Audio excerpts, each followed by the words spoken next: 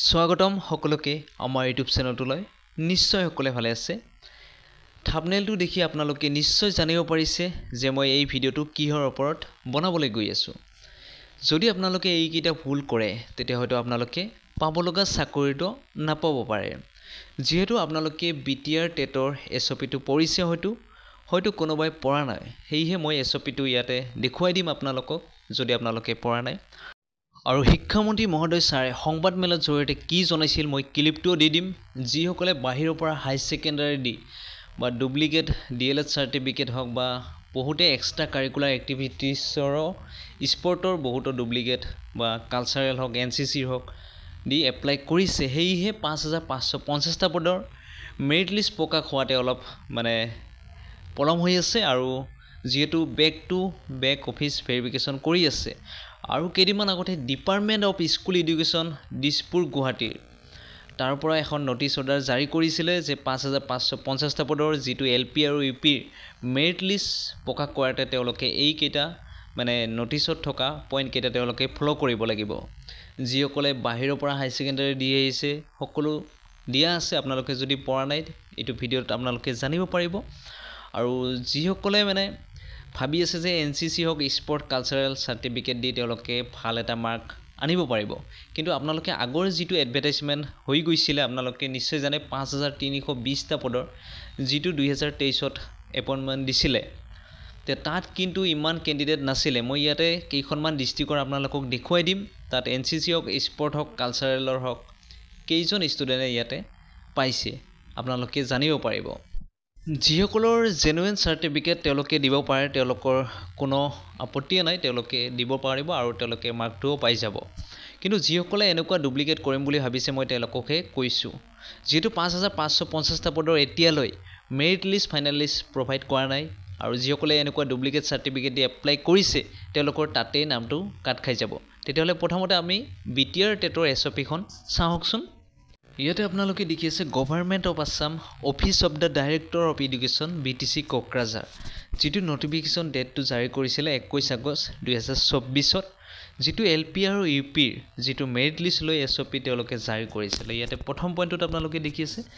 ডিএলএডৰ যিসকল news candidate আছিলে যিসকলে নিউজৰ পৰা কৰিছিলে সুপ্ৰিম কোৰ্টৰ আদেশ মতে তেতিয়া তেওঁলোকক নট কনসিডাৰ কৰিছিলে তাৰপিছত মিডিয়াম অফ ইন্ট্ৰাকশন যিসকল ল্যাঙ্গুৱেজ 1 আৰু ল্যাঙ্গুৱেজ 2 যিখন স্কুলত এপ্লাই কৰিছিলে তাৰ যদি আপোনালোকৰ টেটৰ ল্যাঙ্গুৱেজ 1 ল্যাঙ্গুৱেজ 2 টু মেচ নাছিলে তেতিয়াহলে তেওঁলোককো ৰিজেক্ট কৰি দিছিলে তাৰপিছত আউটসাইড ষ্টেটৰ পৰা যিসকলে এইচএছ হক বা ডিগ্ৰী হক বা ডিএলএডৰ ওডিএলৰ যিসকলে বেলেগ ষ্টেটৰ পৰা তেওঁলোকে সাৰ্টিফিকেট মাৰ্কশিট আনিছিলে তেওঁলোককো নট কনসিডাৰ কৰিছে ইয়াতে দেখি আছে তাৰপিছত আপোনালোকে দেখি আছে বিএডৰ যিসকল আউটসাইডৰ ষ্টেটৰ পৰা মানে তেওঁলোকে বিএড কৰিছিলে তেওঁলোককো ইয়াতে নট কনসিডাৰ কৰিছে এই এছঅপিখন অসমতো এনেকুৱা এছঅপি হ'ব কাৰণ আমাৰ শিক্ষামন্ত্ৰী মহোদয় ছাৰে জনাইছিলে সেম এনেকুৱা এছঅপিয়ে তেওঁলোকো জাৰি কৰিব হয়তো যেহেতু আমাৰ department of school education Dispur গুৱাহাটীৰ যেটো 5550টা পদৰ মেৰিট লিষ্ট লৈ তেওঁলোকে এটা অৰ্ডাৰ জাৰি কৰিছে যিসকলে হাই সেকেন্ডাৰী হওক বা ডিএলএড হওক বা এনেকুৱা ডুপ্লিকেট সাৰ্টিফিকেট যিসকলে দি এপ্লাই কৰিছে তেওঁলোকক কিন্তু ৰিজেক্ট কৰি দিব তাত কি লিখা আছে আপোনালোকে হয়তো নিশ্চয় আগতে পঢ়ি চাইছে তথাপি মই দেখুৱাই দি আছো আৰু এই অৰ্ডাৰ কপিখনত ইটোৱে উল্লেখ আছে যে ডিৰ ফালৰ পৰা যেটো এলপি আৰু ইউপিৰ শিক্ষক পদৰ বাবে যিসকল প্ৰাৰ্থীসকলৰ মেধা তালিকা প্ৰস্তুত কৰাৰ বাবে এই অৰ্ডাৰ কপিত থকা মাপকাঠি আৰু নিৰ্দেশসমূহ মানি চলিব লাগিব প্ৰথম অপচনটো ইটোৱে আছিল বেক অফিস ভেৰিফিকেশন মানে আপোনালোকৰ যিবিলাক ডকুমেন্ট দিছে বা নথিপত্ৰসমূহ দিছে তাৰ কিন্তু বেক অফিস ভেৰিফিকেশন কৰিব আৰু যদি ডকুমেন্ট বিলাক ভুৱা হয় তেতিয়াহলে কিন্তু প্ৰাৰ্থীজনকে ৰিজেক্ট কৰি দিব বুলি ইয়াতে উল্লেখ আছে ঠিক এইদৰে 2 নম্বৰ অপচনটোত ইটোৱে আছে যিসকলে হাই সেকেন্ডাৰী ক্ষেত্ৰত যিসকলে বাহিৰৰ পৰা মাৰ্কশিট দি এপ্লাই কৰিছে যিসকলে অসমৰ বাহিৰৰ বৰ্ড প্ৰতিষ্ঠানত পৰা মাৰ্কশিট সাৰ্টিফিকেট আনি এপ্লাই কৰিছে যদি সেই বৰ্ডখন প্ৰতিষ্ঠানখন যদি গ্ৰহণযোগ্য নহয় যেহেতু বেক অফিস ভেৰিফিকেশন কৰিব তেওঁলোকে আৰু যদি ডুপ্লিকেট হয় তেতিয়াহলে সেই প্ৰাৰ্থীজনক কিন্তু ডাইৰেক্ট নাকচ কৰি দিব হেই আপোনালোকে যদি ভাবি আছে যে বাহিৰৰ পৰা হাই সেকেন্ডাৰী বা যিকোনো কালচাৰেলৰ ক্ষেত্ৰতে হওক বা NCCৰ ক্ষেত্ৰতে হওক বা স্পৰ্টৰ ক্ষেত্ৰতে হওক আপোনালোকে যদি এনেকুৱা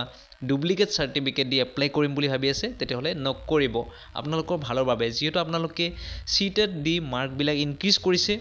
হয়তো আপোনালোকে সেই মাৰ্কেদিয়ে চাকৰিটো পাব আৰু শিক্ষামন্ত্ৰী মহোদয় ছাৰে এইটোৱে জনাইছে যে 5550টা পদৰ যিটো মেৰিট লিষ্ট প্ৰকাশ কৰাতে পলম হৈ আছে কিয়নো বহুতো এনেকুৱা ডুপ্লিকেট চাৰ্টিফিকেট তেওঁলোকৰ হাতত আহিছে আৰু ধৰাও পৰিছে যিহেতু back to back office verification কৰি আছে আৰু ক্লিপটোত কি কৈছিল আপোনালোকে শুনিবলৈ পাব নিশ্চয় ভিডিঅ'টো যদি শেষলৈ চায় আৰু ভিডিঅ'টো আপোনালোকৰ বাবে গুৰুত্বপূৰ্ণ হয়তো পাব লগা চাকৰিটো আপোনালোকে এই ডকুমেণ্টবিলাক দিলে হয়তো নাপাব পাৰে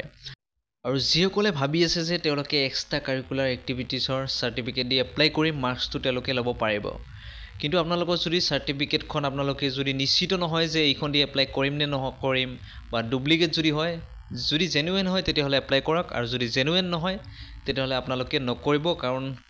অলপ যদি ডুপ্লিকেট বা ডকুমেণ্টখন গ্ৰহণযোগ্য নহয় তেতিয়াহ'লে আপোনালোককো কিন্তু ৰিজেক্ট কৰি দিব পাৰে বহুতৰ এনেকুৱা স্পৰ্টৰ চাৰ্টিফিকেট আছে যিসকলে অসমৰ জিলাৰ খেলিছে বা তেওঁলোকে সেইখন দি এপ্লাই কৰিছে যিহেতু জিলাত খেলিলে নহ'ব যিসকলে ৰাজ্য বা ৰাষ্ট্ৰক প্ৰতিনিধিত্ব কৰা বা ৰাষ্ট্ৰীয় পৰ্যায়ত গৈ বা তাৰ বাহিৰতো গৈ আপোনালোকে ক্ৰীড়াখনত অংশগ্ৰহণ কৰা হ'ব লাগিব আৰু সাফল্য পাব লাগিব ফাৰ্ষ্ট ছেকেণ্ড থাৰ্ড এনেকুৱা যদি আছে তেতিয়াহ'লে সেই চাৰ্টিফিকেটখন দি এপ্লাই কৰক আৰু বহুতে কালচাৰেলৰ ক্ষেত্ৰত কি হয় বহুতে বাহিৰৰ পৰা এনেকুৱা চাৰ্টিফিকেট আনি এপ্লাই কৰে এইবিলাক ডুপ্লিকেট হ'লে কিন্তু আপোনালোকে ডাইৰেক্ট ৰিজেক্ট কৰি দিব আৰু যিসকলে বিহুৰ যিটো অসমৰ পৰা গ্ৰীনিছ ৰেকৰ্ড কৰিছিলে যিসকল বিহু কুঁৱৰী হওক বা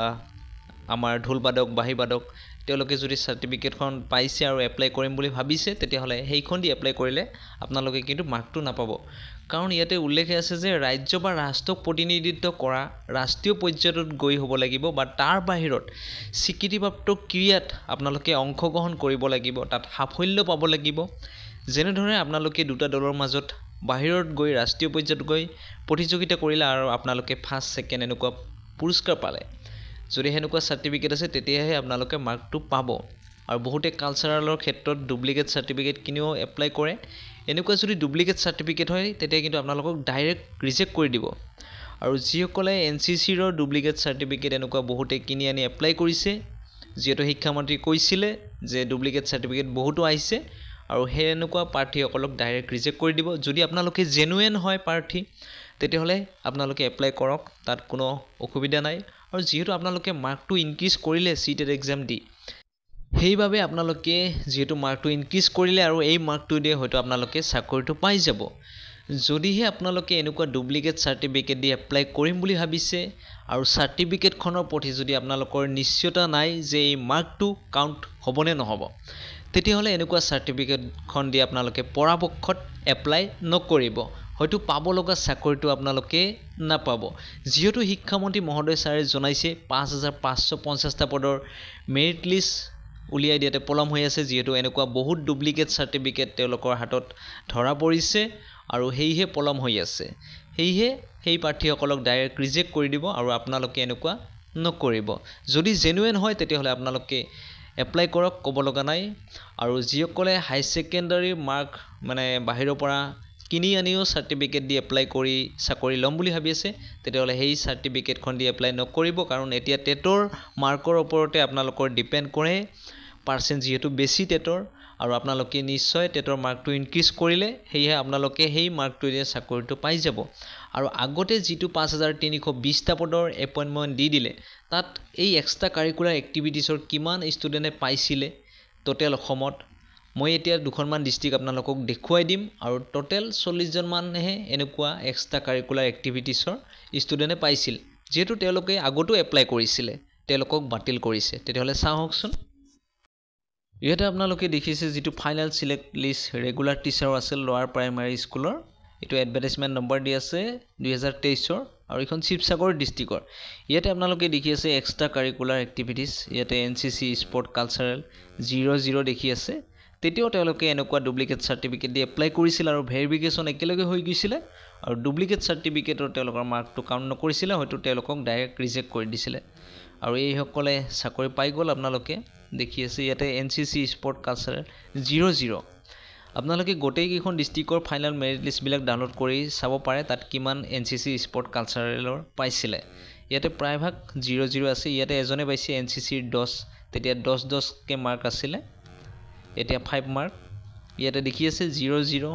বেছিভাগ 0-0 ইয়াতে এজন বা দুজনহে পাইছে এই শিৱসাগৰ ডিষ্ট্ৰিক্টখনত আপোনালোকে দেখি আছে ইয়াতে নিশ্চয় তেতিয়াও এপ্লাই কৰিছিলে এনেকুৱা সাৰ্টিফিকেট দি কিন্তু তেওঁলোকে নাপালে কাৰণ ডুপ্লিকেট সাৰ্টিফিকেট দি কেতিয়াও তেওঁলোকে চাকৰি এটা ল'ব নোৱাৰে ইয়াতে আপোনালোকে দেখি আছে ইয়াতে নাই ক'ব গ'লে আপোনালোকে তললৈ স্ক্ৰল কৰি চাব পাৰে ডাউনলোড কৰিও ইয়াতে দুজনহে পাইছিল আৰু এজনে NCCৰ 10 মাৰ্ক পাইছিল ইয়াতে দেখি আছে স্পৰ্ট কালচাৰেল 0-0 গোটেই ডিষ্ট্ৰিক্টখনত মাত্ৰ দুজনহে পাইছিল ঠিক সেইদৰে আমি এতিয়া আৰু এখন ডিষ্ট্ৰিক্ট দেখুৱাই দি আছোঁ আপোনালোকক এতিয়া আমি নগাঁও ডিষ্ট্ৰিক্টখনৰ চাওঁ ইয়াতো আপোনালোকে এক্সট্ৰা কাৰিকুলাৰ এক্টিভিটি ইয়াত দেখি আছে 0-0 সকলোতে 0-0 এইবিলাক 0-0 ইমান ডাঙৰ এখন ডিষ্ট্ৰিক্ট তাতো বহুত কেণ্ডিডেট আছিলে এপ্লাই কৰিছিলে আৰু ইয়াতে 0-0 আপোনালোকে দেখি আছে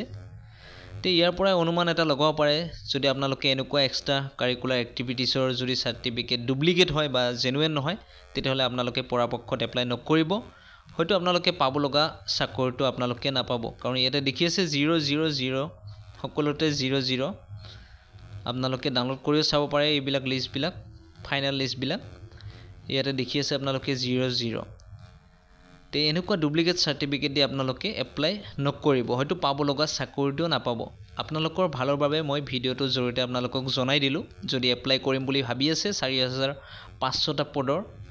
মানে এগেইনষ্টত তেতিয়াহ'লে এপ্লাই নকৰিব আৰু যেহেতু 5550টা পদৰ এতিয়ালৈ মেৰিট লিষ্ট ফাইনেল লিষ্ট উলিয়াই দিয়া নাই আপোনালোকে নিশ্চয় নহয় যে তাতে চাকৰি যিসকলে এনেকুৱা ডুপ্লিকেট সাৰ্টিফিকেট দি এপ্লাই কৰিছে তেওঁলোকৰ নিশ্চয় তেওঁলোকক তাৰ পৰা বাতিল কৰিব শিক্ষামন্ত্ৰী মহোদয় ছাৰে জনাইছে ডুপ্লিকেট সাৰ্টিফিকেটবিলাক বহুতো আহিছে তেওঁলোকৰ হাতত কি কৈছিলে ক্লিপটো আপোনালোকে চাওক এতিয়া জানিব পাৰিব ইয়াতো কোনো পৰীক্ষা হোৱা নাই এটো ডকুমেন্ট বেসড এটা ইভালুৱেচন গতিকে ডকুমেন্ট সমূহ এখন এখনকৈ পৰীক্ষা কৰি চাব লাগিব কাৰণ বহুত ভুৱা ডকুমেন্ট ধৰা পৰিছে বহুত ভুৱা মানে আপোনাৰ DLED সাৰ্টিফিকেটৰ পৰা আৰম্ভ কৰি হায়াৰ সেকেন্ডাৰী মাৰ্কশিটৰ পৰা আৰম্ভ কৰি বহু ভুৱা ডকুমেন্ট ধৰা পৰাৰ পৰিপ্ৰেক্ষিতত আমাৰ ডকুমেন্টবিলাক সদায় ব্যাক ইন ভেৰিফিকেশনটা কৰিব লগা হয় অৰ্থাৎ কোনে দিছে সাৰ্টিফিকেটখন তাৰ সত্যাসত্য নিৰূপণ কৰিব লগা হয় গতিকে ভেৰিফিকেশনৰ প্ৰক্ৰিয়াটো এলিমেন্টাৰী এডুকেশনৰ ক্ষেত্ৰত অলপ দীঘলীয়া হৈছে এইটো মই মানি লওঁ আৰু ইয়াৰ কাৰণো আছে কিন্তু সকলোমে আগবাঢ়ি গৈ আছে ইয়াত আপোনালোকে নিশ্চয় ভিডিঅ' ক্লিপটো শুনি আপোনালোকে জানিব পাৰিলে যে 5550টা পদৰ মেৰিট লিষ্ট প্ৰকাশ কৰাতে কিয় পলম হৈ আছে যেহেতু ডুপ্লিকেট সাৰ্টিফিকেট বহুতো আহিছে আৰু ধৰাও পৰিছে আৰু যিসকলে এনেকুৱা সাৰ্টিফিকেট দি 4500টা পদত এপ্লাই কৰিম বুলি ভাবিছে তেওঁলোকে এনেকুৱা সাৰ্টিফিকেট দি এপ্লাই নকৰিব হয়তো আপোনালোকে পাব লগা চাকৰিটো নাপাব ভিডিঅ'টোৰ জৰিয়তে মই সম্পূৰ্ণ তথ্যৰ সৈতে আপোনালোকক দেখুৱাই দিলোঁ আৰু এইবিলাক আমাৰ ডিস্ট্ৰিক্ট এলিমেন্টাৰী এডুকেশনৰ ফালৰ পৰা এইবিলাক নোটিছ জাৰি কৰিছে এডভাৰটাইজমেন্টতো লিখা আছে আৰু BTR SOP খনো দেখিলে সম্পূৰ্ণ আপোনালোকক মই দেখুৱাই দিলোঁ এই এনেকুৱা সাৰ্টিফিকেট দি আপোনালোকে এপ্লাই নকৰিব আৰু ভিডিঅ'টো চাই যদি আপোনালোকে ভাল পালে তেতিয়াহ'লে লাইক শ্বেয়াৰ আৰু আমাৰ চেনেলটো সাবস্ক্ৰাইব কৰিব তেতিয়াহ'লে আজিলৈ ধন্যবাদ